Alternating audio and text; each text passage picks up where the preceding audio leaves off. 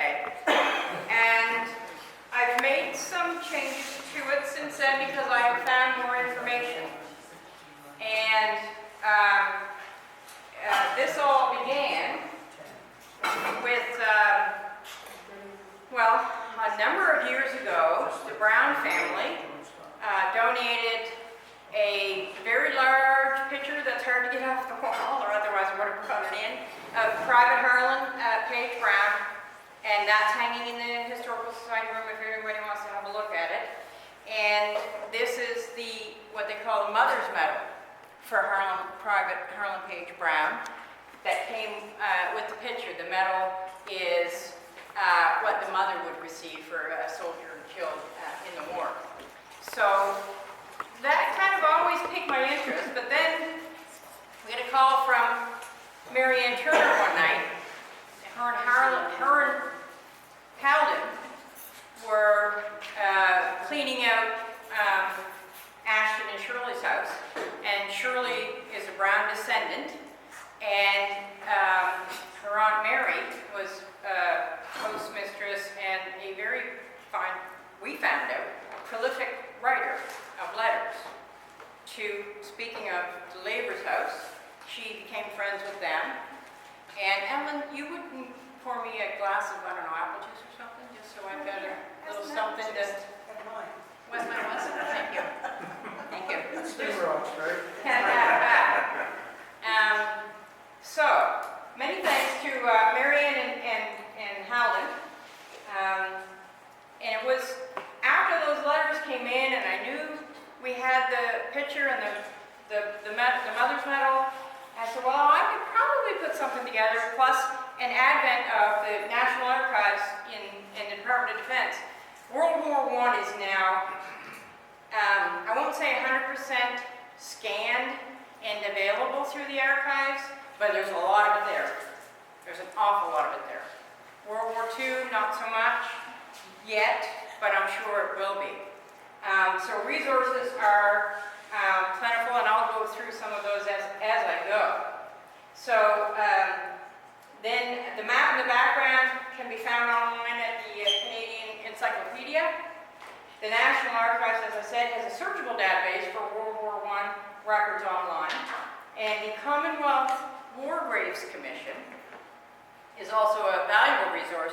They're responsible for traveling all over the world and finding and locating soldiers, Commonwealth soldiers that have been killed in action or buried overseas or those types of things, finding and documenting where their remains lie.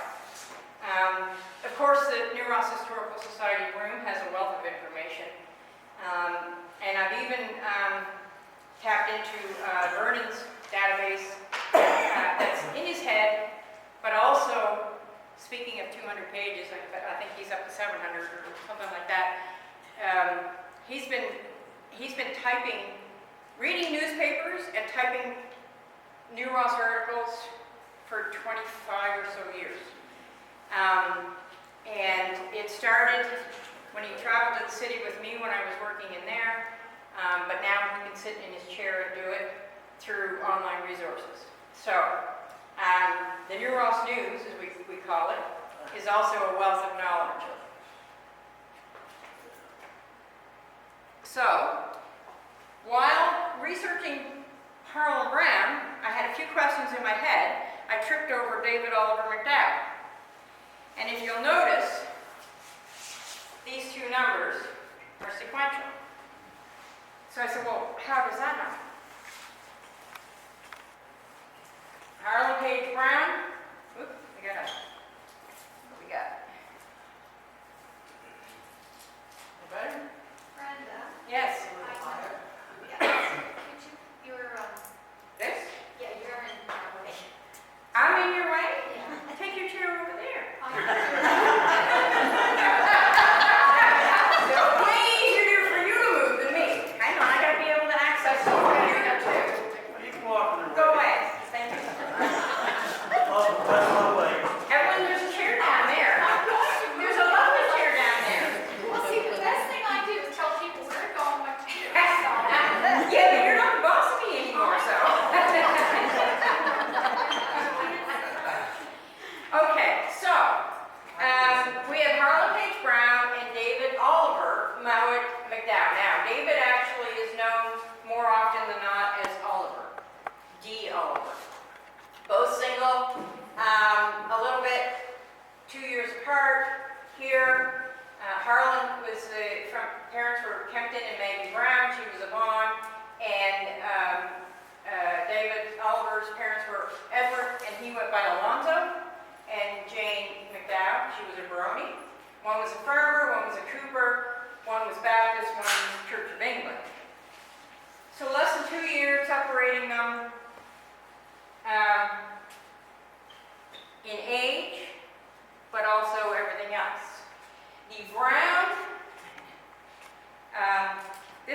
Department of Natural Resources land grant map. And from the booklet, the brown roots, actually, which is over here on the table, from the collection, are in the room. Harlan of James Samuel of Sergeant Thomas Brown. So there is Sergeant Thomas Brown here at 41, lot 41 in the 40. You know, the one with 40 lots. Sergeant, here he is here, and here he is here. So he's got 38 and 39. He skips 40 and goes directly to 41, right here. So that's the Brown, and that basically that's the last farm past the Brown Road. You're heading out to the Barrens, and it's kind of up on the left, up the road there. They have a long driveway. 38, 39, and 41 was the land grant. For the Browns, the McDowells didn't show up until a little later on. They have church map of the New Ross area, done in the early 1880s. He was commissioned by the government to run around and make maps and basically do a census of the area of where everybody lived. So Oliver was the son of Alonzo, and the 1916 Maritime Tell Directory lists Alonzo McDowell as having a telephone in his residence. Ron Barkhouse's 1988 list of the pre-1914 houses states that Howard Keddy later bought this house and lived there. So that's at the top of Max Hill, basically. There, that's Mac, right there. They would have went to school. We know they could read and write because their handwriting is found on their attestation papers when they signed up to join the war, and wrote letters home. So we know they could read and write. So this is Oliver's brother Ben is found in the list for Lake Ramsey School. Okay, so the Lake Ramsey School actually is right here, schoolhouse. So this would be Lance's, Pat Lance's here. The sawmills are here, and the schoolhouse would just be up here. So they probably just right across the field over to the school. This is a picture of the 40s schoolhouse, one of them, which is the first one, which is up in the vicinity of the community center now, the store, I believe. Is it? Was it not the store? So we can place this one because this is looking westward, because this is Earl Young's house right here. So across the road was probably Harker's Mill, something like that. So it'd be in that area. Okay. So here they are, growing up in New Ross, one in end of the 40s, one on Max Hill, didn't go to school together, didn't go to church together, about, according to Google Maps, 8 kilometers apart. We had found the parents. Oliver's father is buried in the old Anglican cemetery down on the flat. This here, Alonzo. And Harlan's father is in the Baptist cemetery on Max Hill. So Alonzo moves down to the flat, and Newton moves to Max Hill, basically.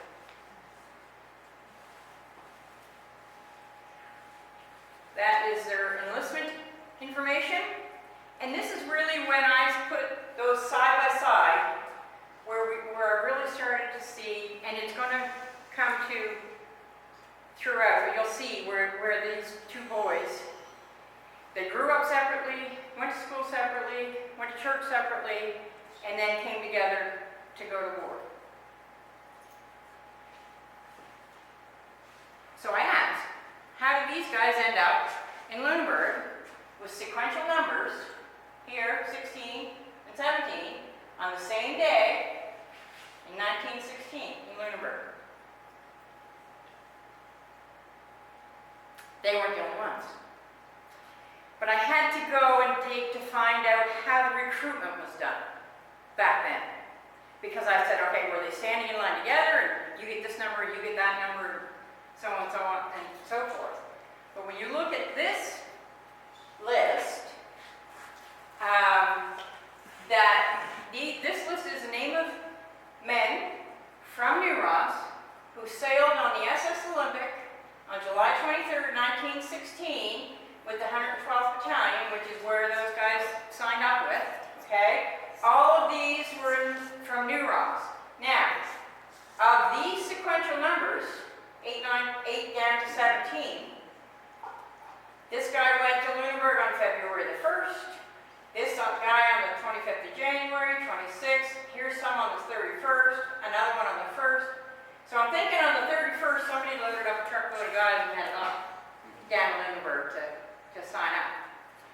I also used Sharon Meister-Kashuba's Veterans of New Ross, and also online, I found the nominal roll for the SS Olympic on July 23rd, 1916. So, of all of those, I found the New Ross men, but this is everybody that was on that ship and where they were from on that day.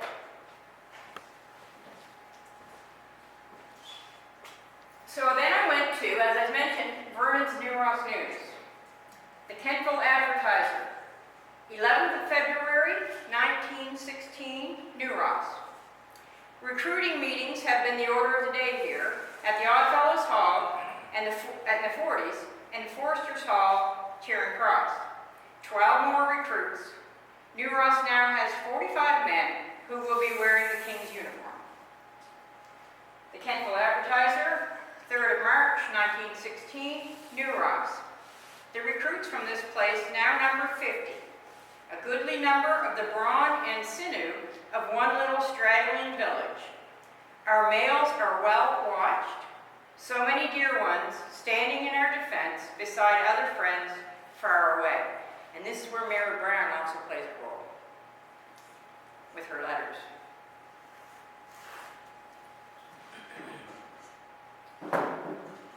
See if I can't make a mess of it. The Kentville Advertiser, 10th of April, 1917. What New Ross is doing. This date becomes very important. 75 sons serving in the cause of humanity. It has given 75 of its sons to go forth in defense of humanity, and today mourns 5 dear ones who have paid the supreme sacrifice. So, in those days, in 1917, the people that were writing the community news for the area, and the community news from the Kentville Advertiser would have been probably weekly. So on the 10th of April, when the Advertiser came out, those 5 men that paid the supreme sacrifice would have been before April 10th.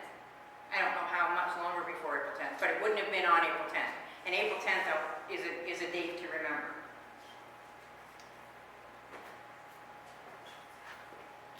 So on January 31st, there's David and Harlan in Lunenburg for the 112th Battalion.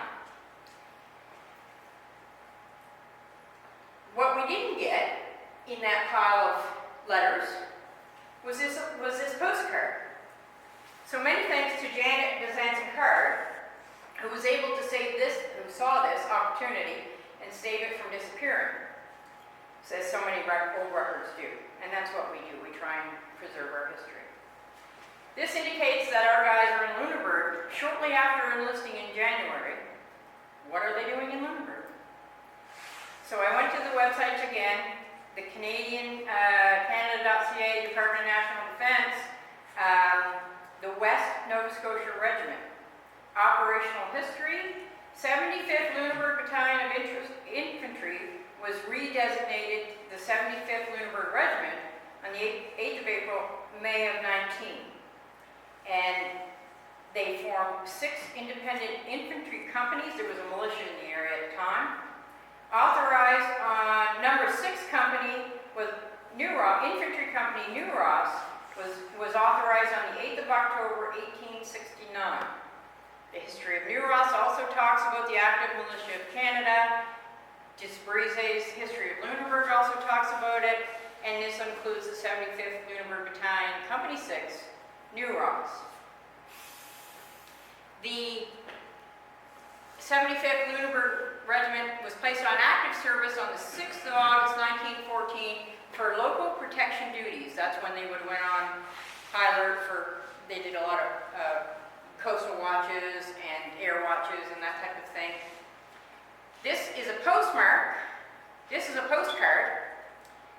The postmark is February 23rd, 1916, Lunenburg, Nova Scotia. King George, 2 cents.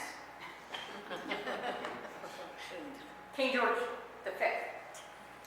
To Mr. Elmer Brown, New Ross, 40th Lunenburg County, Nova Scotia. From Harlan P. Brown, 112th Battalion, Lunenburg, Nova Scotia.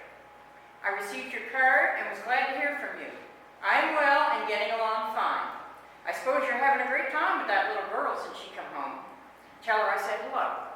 Right soon, from Harley. Harley and Elmer were cousins, but they were close, and they wrote back and forth a bit. I don't have Elmer's responses, but I have some of Harlan's. The 112th Battalion trained in the winter in Lunenburg after they signed up, and in April, they went to Windsor over Fort Edward. And they were in Fort Edward with a bunch more that came in from the different areas. And the West Hants Historical Museum in Windsor has terrific resources in their library and also online regarding the 112th. It was formed in Nova Scotia between November of 1915 and April of 1916. And then they were authorized the 22nd of December 1915.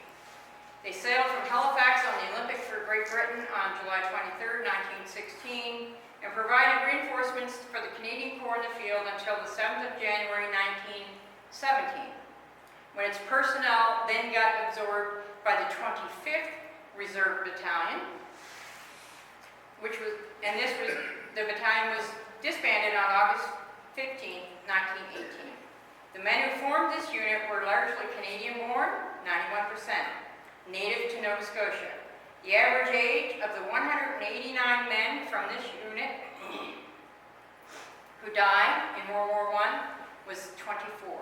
The oldest was 46, the youngest 16. He obviously lied about his age. Some of that happened. So this is the going away parade in Windsor. And this comes from the Windsor Historical Archives. So this is actually what they're doing here is they're marching down. They assembled their final inspection at Victoria Park on Friday, July 21st, 1916. The regimental colors are presented and then placed in Christchurch for safekeeping, and the regimental colors for the 112th are still in Christchurch and Windsor. And this photo credit is West Hants Historical Society. So this is, our boys are in here somewhere, getting ready to go. Table. This is from the archives of the Halifax municipality. This is the RMS Olympic at Pier 2 in Halifax. The troops boarded the train for Halifax and Windsor and set sail on the Olympic on July 23rd for England. They arrived in Liverpool, England on July 31st and proceeded to Branshot Military Camp for further training. Gradually, soldiers were called up and transferred to other regiments fighting at front lines. The 112th Battalion stayed in England, and the men were sent over to France as reinforcements.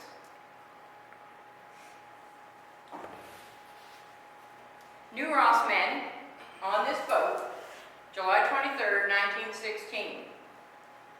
Lieutenant John William Larder, Private Arnold Adams, Lance Corporal George Adams, Private David Boylan, Private Thomas Boylan, Private George Brown, Private Harlan Brown, Private Frank Hiltz, Private Leroy Hiltz, Private Robert Hiltz, Private Melbourne or Hiscock, Hisco. Private Ira Hyson, Private Edgar Kenny, Private Roy Kenny, Private David Oliver McDowell, Private Claude Meister, Private Elder Thomas Reese, Private Elmer Reese, Private William Otis Reese, Private Harry Vino, and Private Herbert Oliver Vino. All sailed on the RMS Olympic, July 23rd, 1916. So we know they went to Bramshot Camp. Bramshot Camp was just southwest of London. This is a picture, map is courtesy of the War Diary of Lieutenant William Hayes from the UK. Camp Bramshot Military Camp, often simplified as Camp Bramshot, was a temporary army camp set up on Bramshot Common, Hampshire, England, during both the First and Second World Wars. Camp 10, here, this little tiny square, is indicated by the black arrow. And how I know they're at Camp 10 is because Harlan Brown wrote a letter to Elmer, his first cousin. And the letter is postmarked September 11th, 1916, Bramshot Camp 10. Gives his identifying information. Dear friend, just a line to let you know that I haven't forgotten you. I suppose you expected to hear from me before, but to tell you the truth, I didn't get time to write to anybody. Well, Elmer, we had a great trip coming across.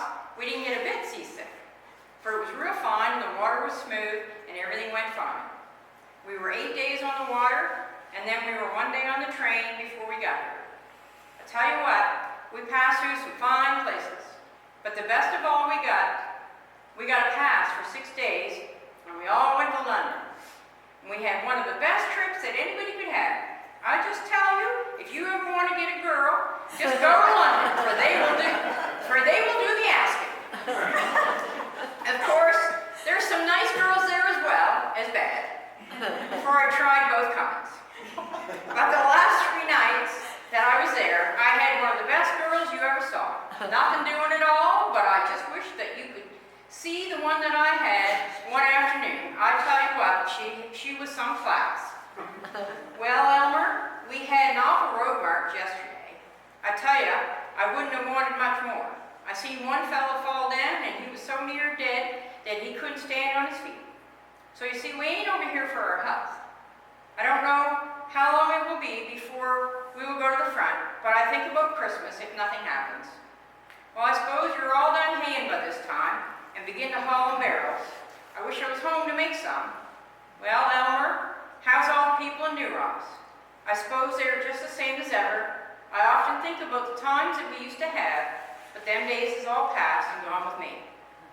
Well, Elmer, I wish that you could see the soldiers that is around here, for that is all that you can see, from morning till night.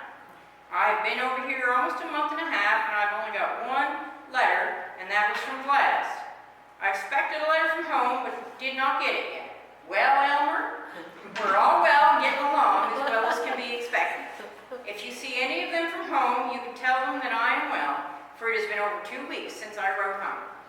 Well, Elmer, if I was home, I could tell you lots of things, but I guess I've said all that I could say in a letter. Well, Elmer, you must take good care of yourself and try to live a better life than I am. How did Corey and Lester get along with Hank?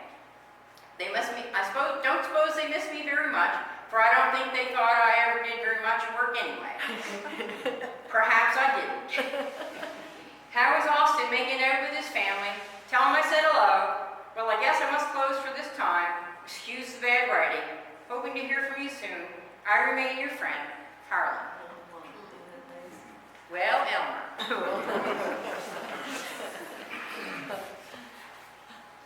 At Camp Bramshot, in October of 1916, the 112th got absorbed into the 25th Battalion.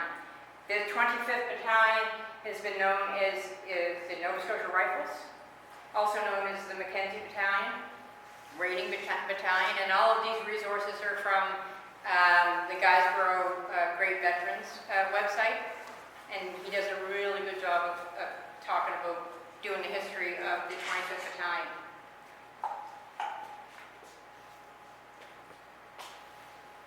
This is also the Guysborough Great War Veterans website. The 25th spent the autumn and winter of 1916 and 1917 in the lens. So on October 11th, 1916, they arrived in France. Sorry. So now they've gone over. They were here in Bramshot, up to London, see some girls, back down, and then over to France. And in this area here, Lens sector, Fresnoy, but basically this is the Vimy area in here. They spent the autumn and winter of 16 and 17 in the Lens sector, where the soldiers honed their skills as trench raiders. Its personnel captured enemy positions at Fresnoy and you'll have to excuse me because I don't know French. And Arleux, France, in February 1917, suffering severe casualties in the attacks. Several months later, the unit participated in the April 9th, 1917 attack on Vimy Ridge.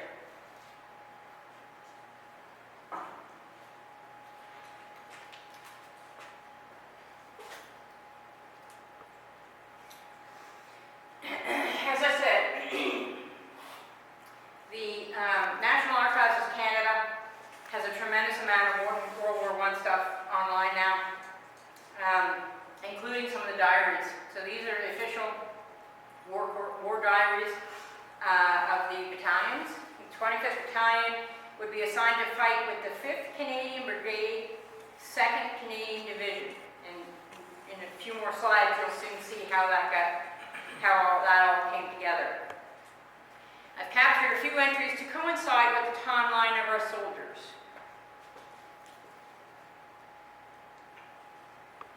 Wednesday, October 11th, 1916, our soldiers arrived in France. The weather was changeable. Wait 5 minutes, it'll change. Enemy action in the backcountry with heavy calibers. Batteries were wire cutting and registering in the morning. Our guys would have been registering. Firing protected barrage at request of infantry in the afternoon for 4 hours. So they had showed up to find their bunk and heard what was going on already.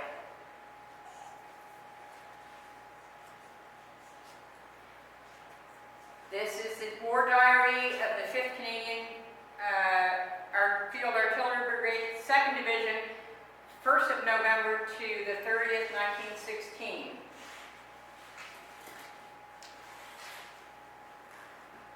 Sunday, November 5th, 1916. Our soldiers arrived to join the 25th in the field in France. The weather was strong winds all day with excellent light. Considerable traffic reported on Achiat-le-Petit, Miremont Road. Enemy quiet all day until about 8 p.m. Also, I've been able to track, and you'll see at the end, we have their war records here as well. And so that tracks all of their movements, where they were and what they were doing.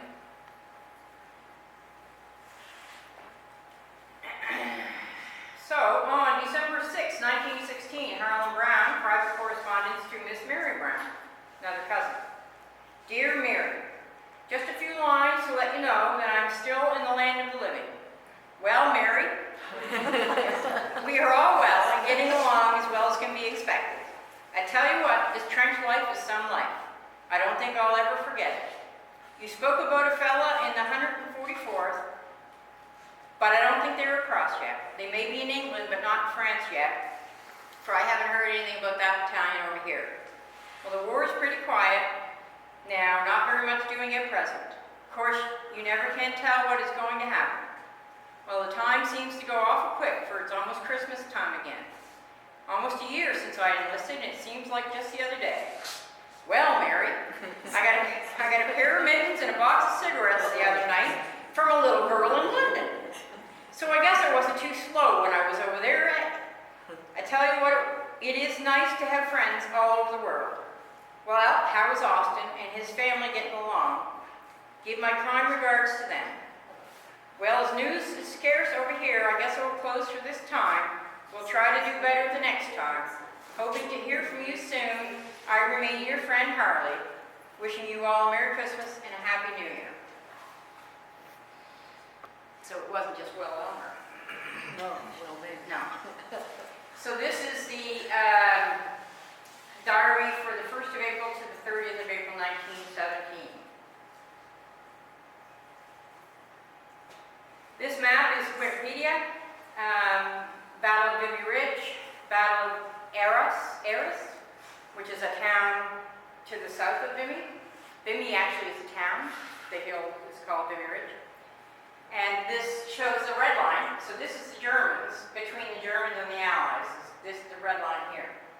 This arrow is the inset, and this is Vimy Ridge, right here. So this is, oh, right there is Arras, or Arras, I'm not sure. And this is Vimy Ridge where they were going to be busy, very busy. So, again, the red line is here on Vimy Ridge. That's where the Germans, the difference between the Germans and the Allies. This is also from the Regimental Road, Vimy. This outlines the positions of the Canadian troops for the attack on Vimy Ridge on April 9, 1916. The 2nd Canadian Division, 5th Brigade, is 4th from right, marked in brown, right here. So this is where David and Oliver and Harlan Page were on the morning of April 9th, getting ready to go uphill.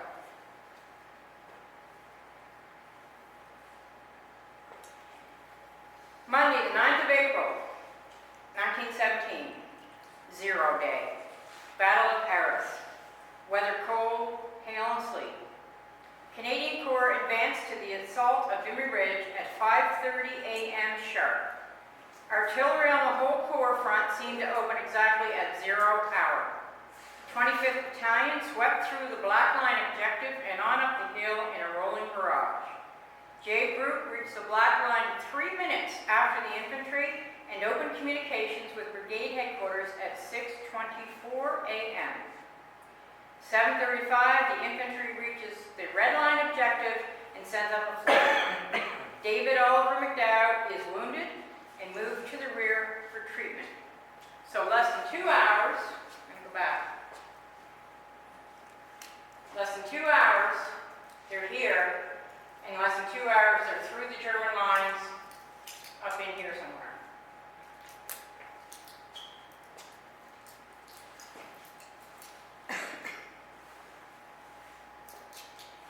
The Canadian Journal of Surgery also has an article on how medical treatment happened at Vimy Ridge during the Battle of Arras. I was a registered nurse, I was a paramedic, I always did frontline response, so this interests me. In April of 1917, medical units of the 4 divisions of the Canadian Corps combined for the first time in support of a single action, the assault upon Vimy Ridge. Extraordinary coordination resulted in the rapid rescue and evacuation by Canadian Medical Services of 8,000 casualties over 4 days. Combat troops were ordered not to stop for injured comrades and were assured of aid by special teams during the battle. Most of the field ambulances were tasked with clearing the field and maintaining an advanced dressing station. This picture shows, in April 1917, Canadian medics, aided by German prisoners, moving 4 casualties on an improvised stretcher car along tram lines during the Battle of Vimy Ridge, April 1917. This is from Library and Archives Canada. And Canadian, German, working together. I don't know if these are all Canadian or maybe some German casualties in there too. They were bringing them up, they were picking up the wounded, and they were getting them off the field out heavy triage. So if they were already dead, they'd stay on the field until cleanup. But anybody that was wounded, so this could be one of the ways David Oliver McDowell was moved to the rear to be treated of his wounds received in battle. This is Harlan Page Brown. We have a very large, it's a bad copy of it, but we have the real picture hanging in our room. Harlan was killed in action, and I'll talk about him in a second, the next day. But on April 9th, he and David Oliver are on Vimy Ridge, fighting together. They get separated when David Oliver gets wounded, and he gets pulled to the rear for medical treatment, and Harlan fights on. The Canadian Journal of Surgery article tells us that Divisions 1 and 3 structure cases were taken to a core dressing station at Les Quatre Vents, over here. This is now a military cemetery, but in the time, so this is the Vimy National Memorial. Here's the town of Vimy here. And so this is the hill. This is Vimy Ridge right here. So David Oliver McDowell would have been moved back this way, possibly to the dressing station over here. On this map, I'll get you to pay attention to Fellis and Mont Saint Eloy, I don't know, something like that. In a minute, we'll talk a little bit more about there. So this area here was used by dressing stations during the greater part of the war, and the cemetery was begun by French troops in June of 1915, carried on by British field ambulances from March of 16 to April of 18. The 335 French and 19 German graves were removed after the armistice to other cemeteries. So that does show you that German prisoners were being treated in the back. There are now over 100 1914 to 18 casualties and one Second World War casualty commemorated in this site. The cemetery covers an area of 1,400 square meters and is enclosed by a rubble wall. There were towers, watchtowers here. They could actually see. This was a vantage point to see Vimy Ridge, so it was strategic as well. That was the dressing station. David Oliver McDowell, active service record from his actual service records from the National Archives of Canada. April 28/4/17, so that would be 28th of April.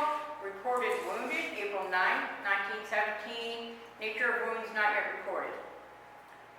2nd of May, 1917. Died of wounds, number 4 field ambulance, April 10th, 1917. Nature of wounds not yet reported. It was that little tidbit, the number 4 field ambulance, that gave me, right there, number 4 field ambulance. That's how I know, based on other records, that that's where the number 4 field ambulance took the wounded to. It was back there. Sometimes it doesn't take much. Sometimes you have to look long and hard, sometimes you trip over it. And David Oliver McDowell. Harlan Page Brown, active service record. This is from, again, from the archives here. Circumstances of death, April 10th, 1917, killed in action. During the attack at Vimy Ridge, this soldier was instantly killed by the explosion of an enemy shell. And that is, both of those are from their own service records. So when you put these records together, side by side, they're in New Ross, they sign up together in Lunenburg on the same day, they have sequential numbers, they're on the ship, they're together in England, they're together in France, they're fighting together at Vimy Ridge, and the only difference in these two service records is that on April 9th, 1917, David Oliver McDowell was wounded in action and moved to the rear. our boys begin to get separated again. Harlan Page Brown stays on the hill, killed in action on April 10th. On April 10th, David Oliver McDowd dies of his wounds back at the Field Treatment Center. Okay? Anybody you understand nothing yet? Keep that thought. Separate again. This is the First World War Book of Remembrance on Parliament Hill in Ottawa. Filed alphabetically. They can be found on separate pages of the same book.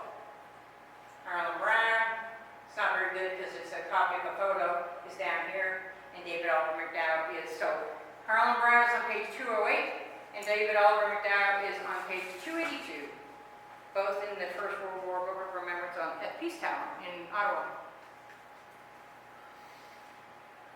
I mentioned the Commonwealth War Graves Commission.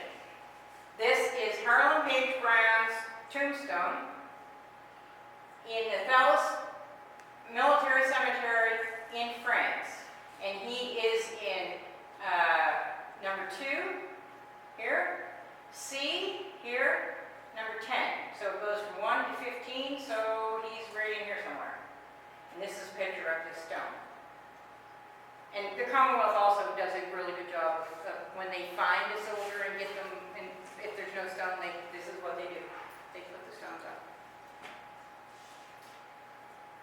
And I showed you Thales on the map a little while ago. David Oliver McDowd is buried in this one, over in Mount St. Eloi Cemetery. This is the big picture of the cemetery here, and he is in plot 6D17.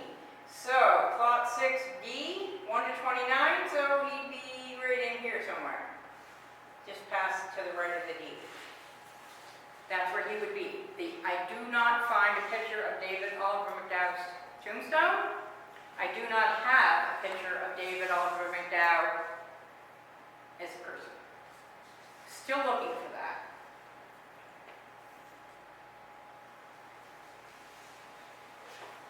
So in the beginning of neurons, 2 boys, one in the 40s, one on Max Hill, separate schools, separate churches, about 8 kilometers apart.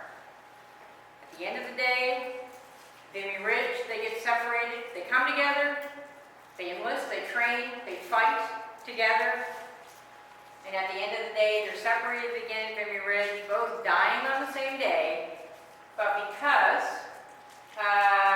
Oliver was wounded on the first day of Vimy Ridge and moved to the back, he is now in this cemetery, and because Harlan was killed instantaneously on the hill, he is here,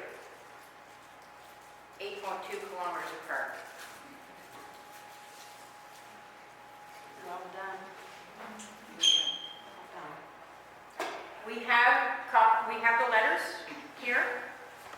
We have some of the other reference materials, some of the sources that I grabbed. Do you want to grab the lights up there? We have those sources, the letters. I did this in November, and most people were interested, but we do have the letters here. And Janet, do you have the postcard with you? Do you have the postcard? Of course you do. You didn't tell me to. I never thought of it till just now. I'm going to let that cool down.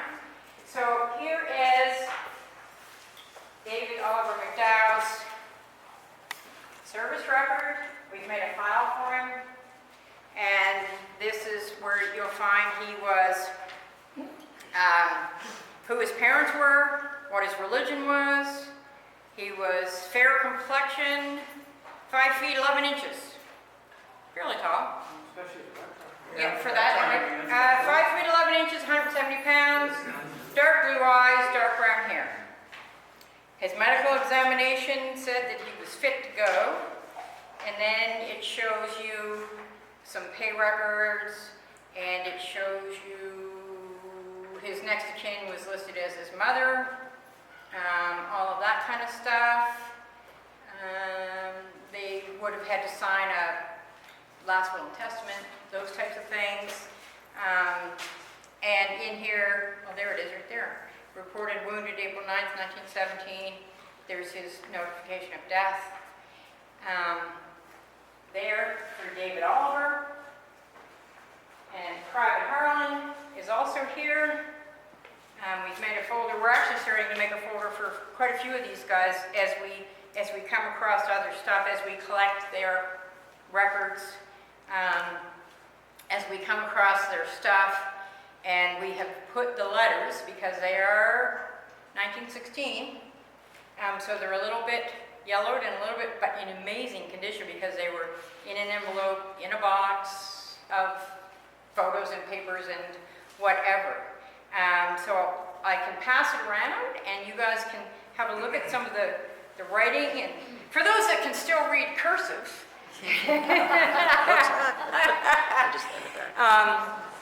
I'll let you guys. yeah, it's a lost art for sure. Brenda, on behalf of everybody, I just want to thank you for this presentation. It's amazing. It does give you goosebumps, parallels of the two men who so bravely gave their lives so we could meet here tonight. So thank you very much.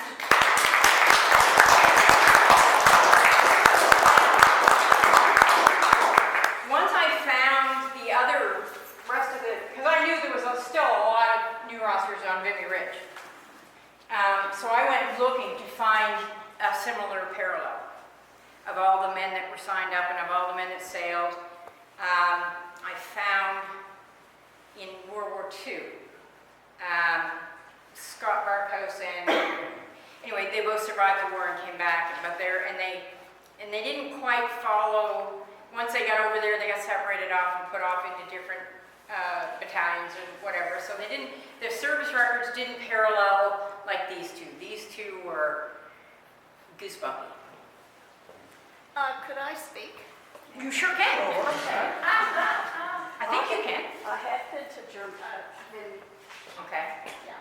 My sister and my brother are both in the military at that time, and I went over to visit them, and she took me to Vimy, and we traveled around there. I've been in the trenches that they had there, and all those processes. I saw all of those, and it was really interesting, and it's quite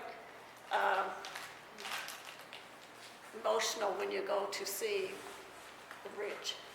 Yeah. The monument must be beautiful. Yeah, Yeah. it is. Really nice. But I just get goosebumps just reading about it here. Yeah. Right? Yeah.